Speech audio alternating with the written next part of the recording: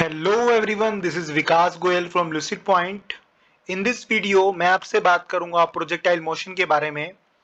और प्रोजेक्टाइल क्या होता है, बहुत ही इंपॉर्टेंट टॉपिक है for the 11th as well as for the JEE exam. और इस वीडियो में मैं कोशिश करूंगा इस टॉपिक को थोड़ा इजी वे में, बहुत लूसिड वे में समझाने की। तो चलिए शुरू करते हैं। प्रोजेक्टाइल की डेफिनेशन से पहले शुरू करते हैं। An object thrown with some initial velocity moves under the influence of gravity alone without being propelled by an engine or fuel। तो प्रोजेक्टाइल एक बॉडी, एक ऑब्जेक्ट, कुछ भी हो सकता है जिसको कुछ इनिशियल वेलोसिटी दी जाए और जो मूव करे under the influence of gravity. सिर्फ सिर्फ ग्रेविटी वहां पे फोर्स लगनी चाहिए, कोई और फोर्स वहां पे नहीं लगनी चाहिए, और कोई इंजन या कोई फ्यूल उसमें नहीं होना चाहिए। तो मतलब में एयरप्लेन को हम लोग प्रोजेक्टाइल नहीं कह सकते, हेलीकॉप्टर को नहीं कह सकते, रॉकेट को भी नहीं कह सकते, क्योंकि रॉकेट में भी इंजन लगा होता है। तो प्रोजेक्टाइल का एग्जाम्पल से थोड़ी सी और बेटर क्लैरिफाई हो जाएगी बात। और एक एक और बात जो बड़ी इंपॉर्टेंट है, जो पाथ फॉलो करता है, जो रास्ता फॉलो करता है प्रोजेक्टाइल, उसे हम ट्रेजेक्ट्री कहते हैं। ट्रेजेक्ट्री, ये भी इसके ऊपर भी क्वेश्चन बनता है, तो इसके बारे में डिटेल में हम आएंगे। तो कुछ एग्जाम्पल से थोड़ा सा और क्लैरिफाई कर लेते हैं बात को। जैसे कि जेवेलियन थ्रो, नीरज चोपड़ा जी हमारे जो है ओलंपियन है, जिन्होंने ओलंपिक्स में गोल्ड मेडल जीता था। तो जेवेलियन थ्रो जो वो फेंकते हैं, भाला फेंकते हैं, उसको प्रोजेक्टाइल कह सकते हैं फिजिक्स में। Next, object dropped from aeroplane, उड़ते हुए एरोप्लेन से कोई ऑब्जेक्ट गिरा दें आप, या हेलीकॉप्टर से गिरा दें, किसी भी एक मूविंग ऑब्जेक्ट से कुछ भी आप नीचे गिरा देंगे तो वो भी एक प्रोजेक्टाइल ही कहलाएगा। थर्ड पॉइंट पे आते हैं, a stone thrown horizontally from a top of building. Yes, तो आप एक बिल्डिंग से कुछ भी स्टोन मत फेंकिए, वैसे खोजता कुछ, कोई बॉल गिर जाए खेलते हुए, कुछ भी गिर जाए तो वो भी एक प्रोजेक्टाइल ही कह सकते हैं उसको। तो यहां पर कुछ अजम्पशंस हमें लेनी पड़ेंगी प्रोजेक्टर को समझने के लिए, that there should be no air resistance, कोई एयर रेजिस्टेंस नहीं होगी यहां पर। दूसरा, जो अर्थ का कर्वेचर है उसका कोई फर्क नहीं पड़ेगा प्रोजेक्टाइल पे, या पड़ना नहीं चाहिए। ऑल्दो अर्थ का कर्वेचर तो है ही है, लेकिन हम यहां पर इसका इफेक्ट नहीं मानेंगे। Third, no effect of earth rotation, earth की रोटेशन का कोई फर्क नहीं हमें एज्यूम करना है, हमें एजम्पशन करनी है कि हमें कोई फर्क नहीं पड़ रहा है। नेक्स्ट, जो कि बहुत ज्यादा इंपॉर्टेंट पॉइंट है, जो न्यूमेरिकल्स में भी यूज होगा, जी, एक्सेलरेशन ड्यू टू ग्रेविटी। जो जी है वो कांस्टेंट रहेगा both in magnitude and direction, तो उसमें कोई चेंज नहीं आएगा।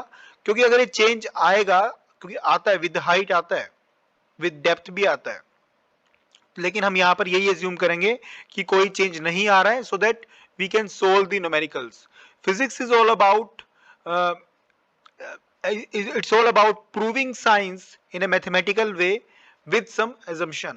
ऐसा कुछ भी नहीं है कि हम प्रूव कर दें और विदाउट assumptions कर दें। अभी चंद्रयान 3 गया है कल को, जब मैं वीडियो रिकॉर्ड कर रहा हूं, तो वो भी बहुत सारी कैलकुलेशंस, बहुत सारी assumptions के ऊपर ही बेस्ड है।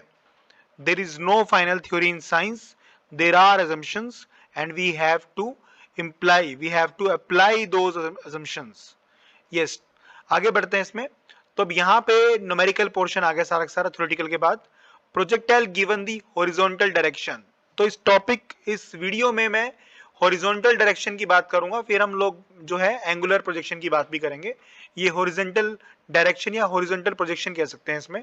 तो यहाँ पे एक हाइट हमने h ली है, यहाँ पे y पॉइंट से हमने रेफरेंस पॉइंट लिया है, और y पॉइंट से ऊपर की तरफ O पॉइंट है, यहां से हमने एक प्रोजेक्टाइल, एक बॉडी को हमने प्रोजेक्ट किया विद इनिशियल वेलोसिटी u यहां पर इनिशियल वेलोसिटी है, और उसने जो रास्ता जो इख्तियार किया वो किया ए पे जाकर के वो प्रोजेक्टाइल यहां पर ड्रॉप हो गया।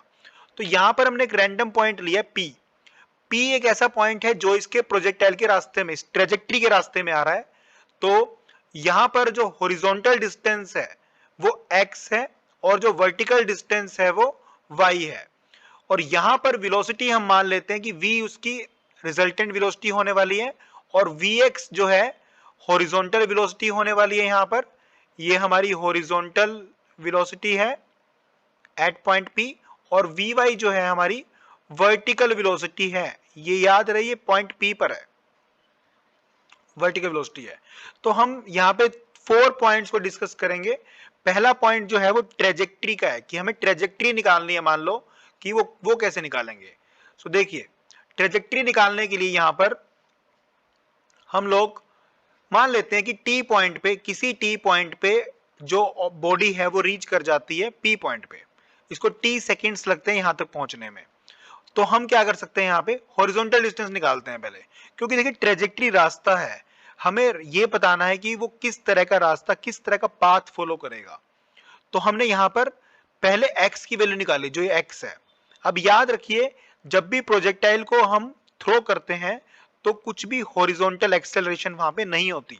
There is no change in the acceleration horizontally. तो यहाँ पे सिंपल फॉर्मूला लगेगा, speed is equal to distance over time. तो यहाँ पे डिस्टेंस क्या आ जाएगा, speed into time, u into t, और t की वैल्यू हमने यहां से निकाल दी, that is x by u। तो ये टाइम इस t सेकेंड्स में यहां पर ऑब्जेक्ट P पहुंच गया। सिमिलरली हम यहां पे आगे बढ़ते हैं, वर्टिकल डिस्टेंस की बात करेंगे। तो वर्टिकल डिस्टेंस में हमने क्या किया, इक्वेशन का यूज किया, s is equal to u t plus half a t square. क्यों यूज करी है इक्वेशन, क्योंकि वर्टिकल डिस्टेंस में एक्सेलरेशन होगी, कांस्टेंट एक्सेलरेशन होगी, जो अजम्पशन थी g होगी। एक्सेलरेशन ड्यू टू ग्रेविटी यहां पे एक्ट करेगी। जब ऑब्जेक्ट नीचे गिर रहा होगा तो acceleration due to gravity comes into play. तो यहां पर s की जो वैल्यू है, जो s मतलब की जो डिस्टेंस, क्योंकि जो वर्टिकल डिस्टेंस ऊपर से नीचे कितना नीचे आया पॉइंट, ये y आया। तो y इसने वर्टिकल डिस्टेंस कवर किया जब वो p पॉइंट पे पहुंचा t सेकेंड्स में। इनिशियल वेलोसिटी 0 थी, क्योंकि हमने तो ऑब्जेक्ट को हॉरिजॉन्टली थ्रो किया था, वर्टिकली तो थ्रो ही नहीं किया था। ये तो एक्सेलरेशन ड्यू टू ग्रेविटी की वजह से आया है। तो इनिशियल वेलोसिटी वहां पे 0 थी। t मान लेते हैं, हमें टाइम यहां तक लगा था, वो हमें निकालना ही था, वो हम निकाल भी चुके हैं ऊपर। और हाफ जी टी स्क्वायर, क्योंकि एक्सेलरेशन यहाँ पे g बन जाएगा और टी स्क्वायर फॉर्मूले में है। तो y की वैल्यू आ गई हाफ जी टी स्क्वायर। तो देखिए x आ गया था, x आया था ut, और t आ गया था x बाई यू, और y ये आ गया हमारा। अब हम लोग क्या करेंगे, हम लोग यहां पर t की वैल्यू पुट कर देंगे। t की वैल्यू हमने x बाई यू यहां पे पुट कर दी, और ये कुछ करके फाइनली हमने यहाँ पे इसको दोबारा से किया, चेंज किया, थोड़ा सा चेंज इन द सेंस, मतलब मैथमेटिक्स से सिंपल, एक्स स्क्वायर को बाहर ले लिया और हमने रीशफल कर दिया, और 2u स्क्वायर नीचे आ गया। तो ये देखिए g भी कांस्टेंट है, u भी कांस्टेंट है, और 2 भी कांस्टेंट है। तो इस सारा का सारा कांस्टेंट हो गया, इसको हम k मान लेते हैं, और y इज इक्वल टू के एक्स स्क्वायर हमारे पास फाइनली यहां पर आ गया। उसके बाद k की वैल्यू हमें पता चली गई है, k की वैल्यू ये है। और अगर हम देखें इसको y इज इक्वल टू के एक्स स्क्वायर, तो ये पैराबोलिक इक्वेशन बन गई हमारी। क्या बन गई, पैराबोलिक इक्वेशन। तो y जो है, y एक क्वाड्रेटिक फंक्शन बन गया, क्योंकि क्वाड्रेटिक मींस पावर यहाँ पे 2 है और फंक्शन ऑफ x है, और ट्रेजेक्ट्री जो है वो पैराबोलिक बन गई। ये पॉइंट बहुत ज्यादा इंपॉर्टेंट है कि ट्रेजेक्ट्री हमारी पैराबोलिक है। सो यहां पर आई होप आपको ट्रेजेक्ट्री समझ में आ गई होगी, जो कि सबसे इंपॉर्टेंट पॉइंट था इस वीडियो का।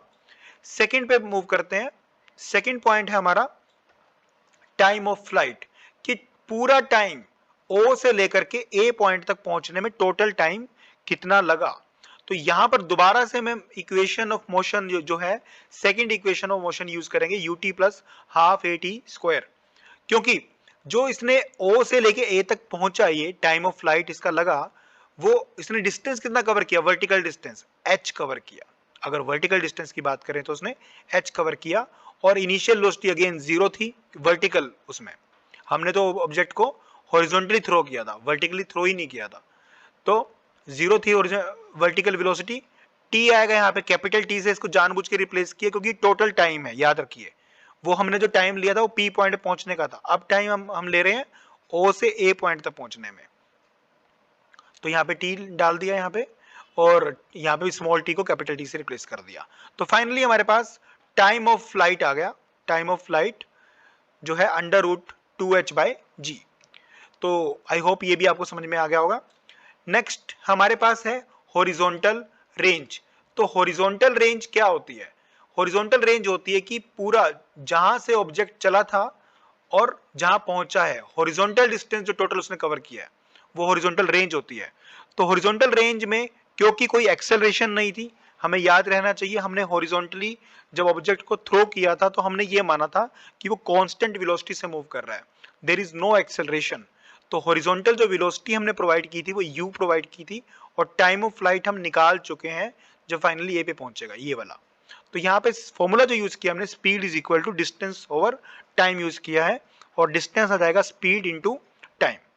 तो ये फॉर्मूला यहाँ पे हमने रेंज की वैल्यू यहाँ पे हमने डिटरमाइन कर ली। आई होप ये भी आपको समझ में आ गया होगा।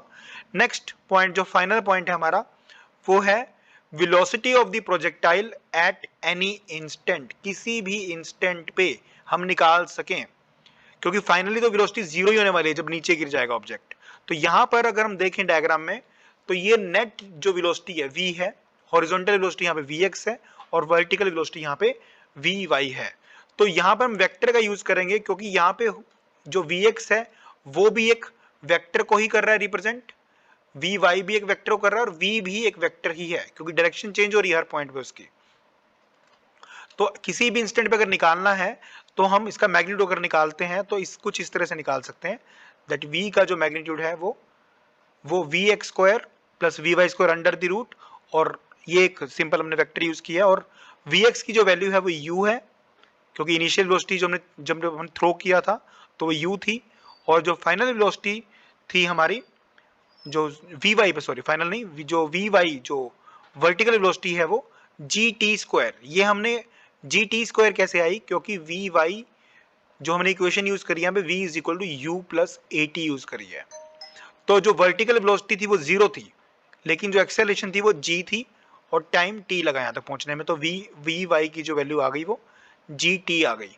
लेकिन vx के केस में क्या था, u भी जीरो था, एक्सेलरेशन भी जीरो थी, सॉरी u जीरो, u तो u था, u था, लेकिन एक्सेलरेशन जीरो थी, तो vx की वैल्यू u आ गई थी इसलिए। तो इसलिए हमारे पास ये v का जो मैग्नीट्यूड है वो इसके बराबर आ गया। आई होप ये बात आपको समझ में आ गई होगी। आगे लास्ट जो की पॉइंट है यहाँ पर वो ये है कि जो v वेलोसिटी है वो एंगल बीटा बना रही है vx के साथ। जो वर्टिकल वेलोसिटी थी हमारी, जो हॉरिजॉन्टल वेलोसिटी थी vx, उसके साथ एंगल बीटा बना रही है। तो अगर मैं टेंजेंट निकालता हूं, देखिए टेंजेंट हमें स्लोप देता है, टेंजेंट हमें हमेशा स्लोप देता है। तो टेंजेंट बीटा अगर मैं लेता हूं तो टेंजेंट क्या होता है, परपेंडिकुलर बाय बेस। तो परपेंडिकुलर vy है और बेस जो है वो vx है, अगर उस ट्रायंगल वहां बनाते हैं हम लोग, और vy की वैल्यू gt ऑलरेडी निकाल चुके हैं हम लोग, और vx जो है वो u है। तो बीटा जो आ जाएगा हमारे पास tan inverse gt by u आ जाएगा। तो ये आपको डायरेक्शन देता है, बेसिकली ये डायरेक्शन देता है, डायरेक्शन ऑफ वेलोसिटी, कि डायरेक्शन ऑफ वेलोसिटी देता है आपको, इसलिए ये इंपॉर्टेंट था समझना। So this is all about this video. I hope ये वीडियो आपको समझ में आई होगी। इसमें हमने थ्योरेटिकल एस्पेक्ट भी डिस्कस किया और प्रैक्टिकल एस्पेक्ट भी डिस्कस किया है, projectile given in horizontal direction.